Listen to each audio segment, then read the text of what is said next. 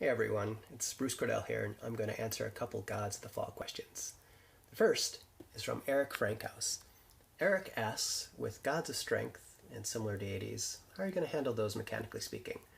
Well, that is one of the underlying strengths of Gods of the Fall, is that we get to rely on divine shifts.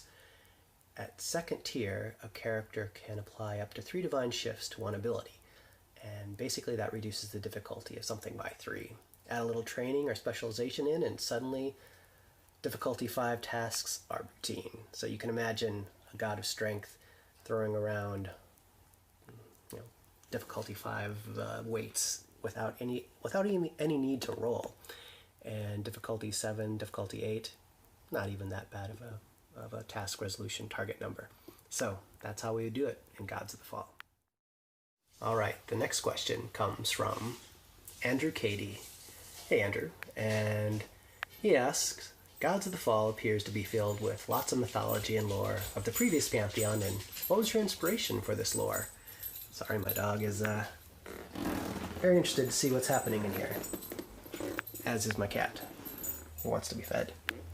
Anyway, basically it's just a combination of any time you make something up, a lot of real-world mythology mixed in with a lot of fantasy stuff, all mixed up inside my brain. Yeah, that's where it came from. All right, next question. This one comes from Chris B, who says, many parts of the Nightland feel like they have an individual cardinal sin as a thematic element. Was this deliberate? Well, yeah, to some extent. Not every place does. A couple do, though. Like Chrysaorek, for instance, where everyone had so much lust for life that they decided to extend it by basically becoming undead. Of course, the irony there was that once you're undead, all sensation becomes deadened, literally. And so they're driven to greater and greater desperate measures to try and feel anything, to feel like they're alive again. So it's kind of a terrible place to be. Don't fall into that trap if you're in Chrysaorek. And of course, there's Mahurgan, where the Baron, who was not a bad guy once, but with the death of someone he loved very much, he lost interest in everything. Everything that is except for eating. And so sloth is kind of the cardinal sin there. And other places have other themes mixed in, but not necessarily.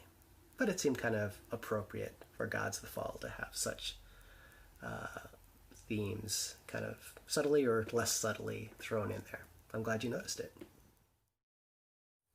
Hey there, last question. This question is from Ryan Shattuck. Hey Ryan, and his question is simply, what's inside Nod? And that's a very simple answer, Ryan, because as we know, Nod is the land of dreams ruled over by the King of Dreams. Basically, it's full of dreams. It's just one big physical manifestation of the collective unconscious of everyone that is alive and able to dream in all of the afterworld. So you can imagine there's a lot of weird stuff going on there. Anyway, thank you very much, everyone, for submitting your questions. I enjoyed answering them. Take care, and I hope you enjoy playing Gods of the Fall.